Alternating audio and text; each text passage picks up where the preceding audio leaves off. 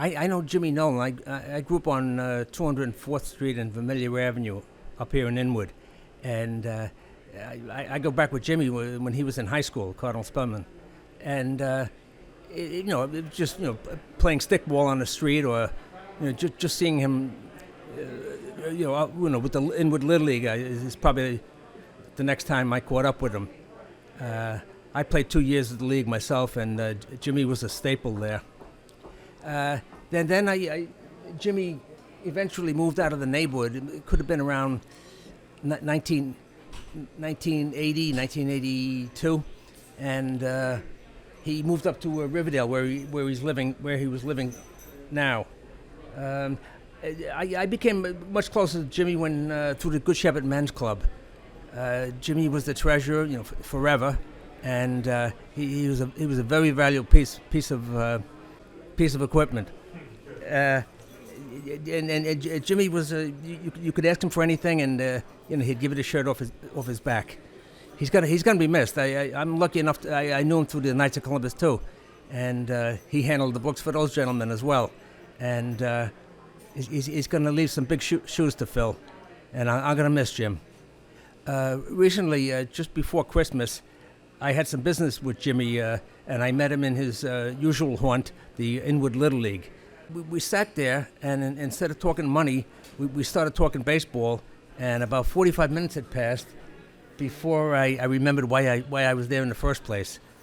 Jimmy was baseball. Jimmy, ate, slept, and drank baseball.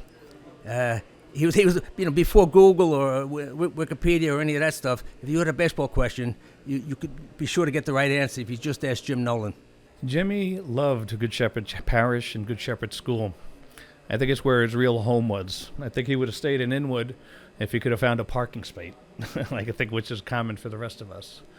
But Jimmy had a real deep affection for Good Shepherd because I believed it lived out the mission of the church in a way that most described what the church should be. A presence in a community, a presence for those in need, and a presence for those, who bring people together. Jimmy brought many people together through the men's club, through the Inwood Little League, through the Knights of Columbus. He was the man collecting the money at the door. He was the man who also realized with Good Shepherd, when we do that, we are helping the kids with scholarships, with opportunities to succeed. And Jimmy always put himself out there, and he thought Good Shepherd lived out that mission. So I think the reason why he would call that home, because I think it really helped him live out his faith. One of my favorite memories of Jimmy was his always quick wit. And there were many times we sat through many long meetings in the Knights of Columbus and the men's club. And there's one particular meeting with the Knights of Columbus that went particularly long, with over 3 hours downtown. And as we were about to wrap up the meeting, a gentleman who was a bit long with the word and not too quick to end anything he began to speak, and spoke for another 10 minutes after that. And his name was Bill Colbert. And I can always remember, as we packed up after this meeting and got back into the car, Jimmy just sat down and goes, "My God, that Bill Colbert, he could take you an hour and a half to tell you the time." But I'll always remember that with Jimmy, because he always had a great way of putting a couple of words together to really capture a moment. So, hi, my name is Juan Carlos Brito, and I was fortunate enough to know Jimmy for about 20 years in Inwood Little League Manhattan baseball. I started out as an assistant coach, and eventually I became the president, which meant that I had the opportunity of working with Jimmy very closely on the board for many, many years. And I have, like I said earlier, well, I didn't say it, but I have so many stories to share about Jimmy. But the one thing that I did want to share is that he was extremely, extremely passionate about the community, which meant that, and I don't know how he found the time, that he participated not just with the Little League, but also with other endeavors like Knights of Columbus and other organizations. One of the things that I admired about him most was his passion for giving back and his passion for kids, so to make sure that they learn. That he could be having a rough day, and the minute a child would show up, he would just light up. He would just light up and have conversations with them and show them what to do. He was very, very passionate about the league. He played a number of roles: a coach, umpire, manager, he's treasurer. He was president for a number of years, and I just can't speak highly enough for him. He's just an awesome person. Most memorable memory of Jimmy is there on the board, and he was like the statesman on the board, and there were times where people would have various opinions, as you can imagine. There's a number of us, and Jimmy was always the person that you turn to kind of like both reel us back in, but also provide us with the facts. Like, wait a minute, guys, this is what's going on. So he was really great at telling stories with regards to what games that happened in the past and what happened, and he was the person that knew all of the rules. I mean, all of the rules. So whenever there was a dispute or something, you could always go to Jimmy, and he's like, no, this is the rule, and this is how you have to do this. And like I said, he was just awesome. Hi, my name is Matt O'Shea. I know Jimmy from the 1970s at Inwood Little League. And later in life, we were in the Good Shepherd Men's Club together, where Jimmy was the treasurer. Seems like a lifetime of being the treasurer. And I'm the president of the Good Shepherd Men's Club.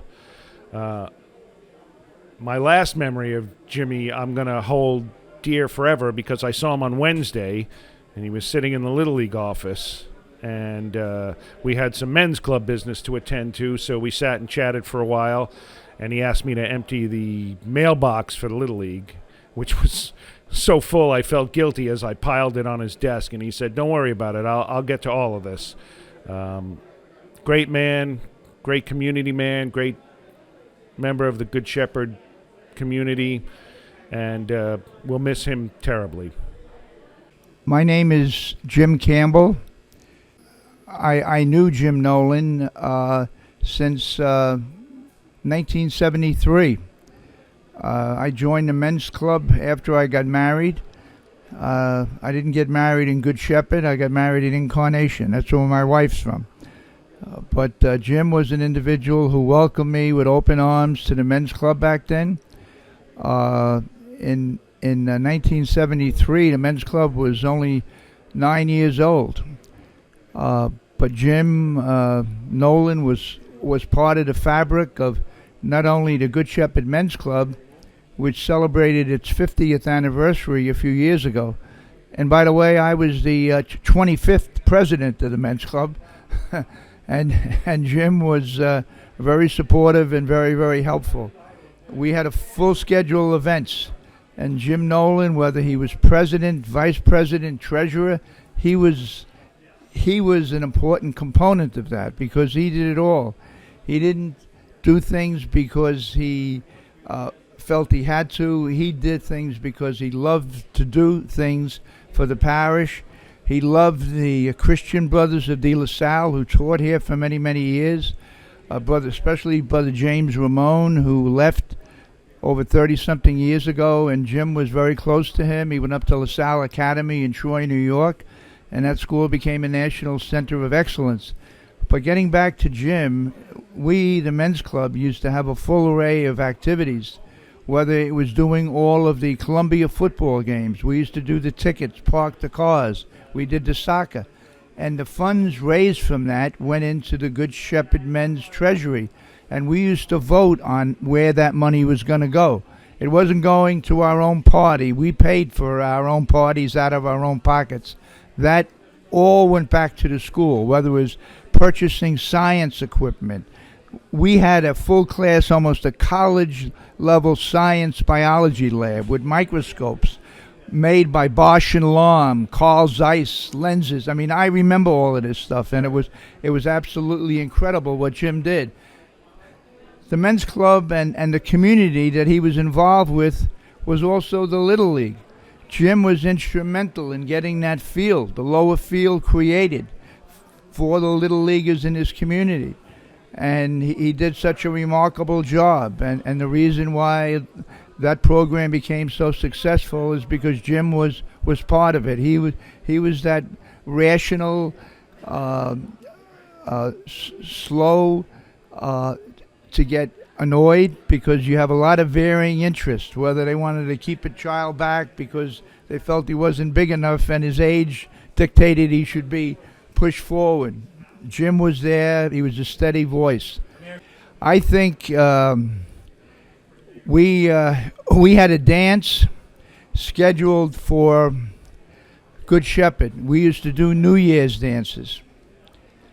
And what happened, there was a break in the glass in the window leading into one of the cafeteria, and it was during the winter recess. And what happened is that rush of cold air over a long period of time created a crack in the pipe, and subsequently it flooded the whole lower level of that area, including the gymnasium. And Jim was instrumental in transferring that whole event. They went down, they spoke to the pastor, I think it was Father Bradley at St. Jude's, and we ended up having our New Year's Eve dinner dance down there instead of not having it at all.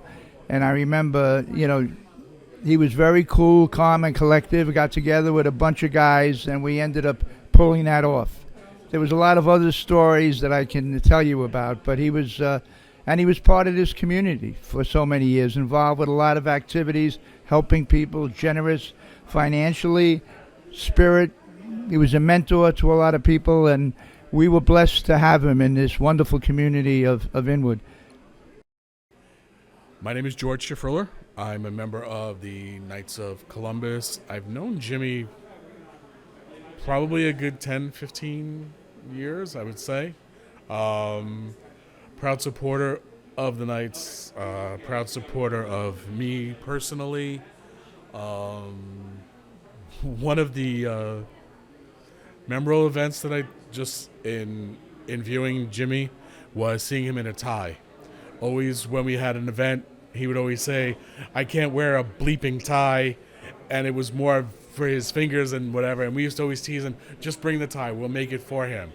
But he was a great man. He is truly going to be missed in the Inwood community, in the Good Shepherd community, in St. John's community, St. Margaret's community. For that one man to do so much that he's done, multiple men can't do what he's done. So God bless Jimmy. Keep watching over us, and thanks. We love you. My name is David Avilas. I'm from the Knights of Columbus 443, St. Joseph's. That's how I know Jimmy. Jimmy's been always a great guy. He brought me inside when I was at difficult points in my life. Didn't really get to know Jimmy till actually this pandemic, and helping him out, going back and forth with him in this last 2 years. Me and Jimmy really got to know each other as friends, and realistically, it's going to be a long loss for me and everybody which he's been around. 1 hour cavalry events. He turned around and we gave him the money for it, and he picked up the 2 bills and he smiled onto it. It was like, I got my dues. And it would be no shame to cancel and call anybody out of not doing what they had to do, because he put 100% in and he made sure everybody did the same. Name is Dennis Grogan. I've known Jimmy since I've been about 5 years old. He lived across the street on Vermilion Avenue, and he was always a fixture on the street. And me and my brother looked up to him because he was this guy that, was always involved with Little League, always involved with the community. The thing that flushes back in my memory, I was a terrible baseball player, but I constantly, and Jimmy was always like, Dennis, you've got to play, and I'd play. And he was never my coach. He was always coach of 581. I played for Fort Knox. And I just remember when he was the home plate umpire, he loved to call me out. Because he was, and then talked to me afterwards saying, I'm going to call you out on that third strike because you never swing the bat. And it always stuck with me. And then 20 years later, as a member of the men's club, I'm the president and Jimmy's my treasurer. And it was like such a great circle. And I'll always have great memories of him. and it's really sad that he's passed. Hello there, how are you? This is Kevin Tex Mooney from Good Shepherd School, class of 1968. And I was saddened to hear about my friend Jimmy Nolan. I knew Jimmy for the better part of 50 years growing up in the neighborhood. He's a graduate of Good Shepherd also. He graduated 5 years before I did. And Jimmy, he dedicated his life to Good Shepherd, this parish, and to the Inwood Little League. That's what his life was all about, working with the parishioners, working with the Good Shepherd Men's Club, and especially the Inwood Little League. Jimmy also was a referee. Besides being a Little League coach, he refereed CYO basketball. And while I was coaching CYO basketball at Good Shepherd, this was back in the 70s and 80s, and Jimmy would be the referee, and I was a very animated coach. And on a number of occasions, Jimmy would look at me and sort of like threaten me with a technical foul. He was reluctant to do that because we were friends, but on a few occasions, he had to call technical fouls on me because, as I said, things got a little sketchy sometimes. But I have an amusing anecdote I want to say about Jimmy, and this has to do with the Inwood Little League. Jimmy was an irrepressible manager in the Inwood Little League. He was unbelievable, always dotted his I's and crossed his T's. He was remarkable in that regard. So one game he was playing against Andrew Apostle from the Riverdale Funeral Home, and they were playing for first place in the division. And he asked a friend of mine and me, we were asked to umpire the game. So I was umpiring the bases, my friend was behind the plate.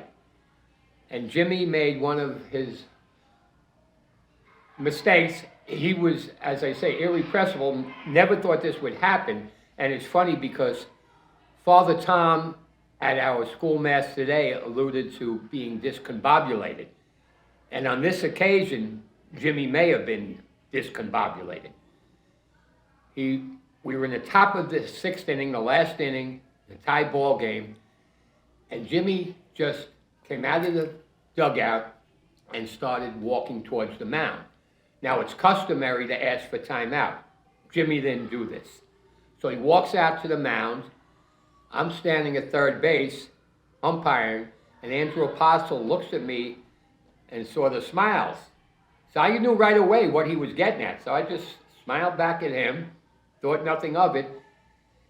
Jimmy's out on the mound. Andrew says to his runner, take a couple of steps off third base, then just go home. So the runner does that, goes home. I signal safe, and Jimmy turns around. He has this incredulous look on his face. He said, what do you think you're doing, Tex?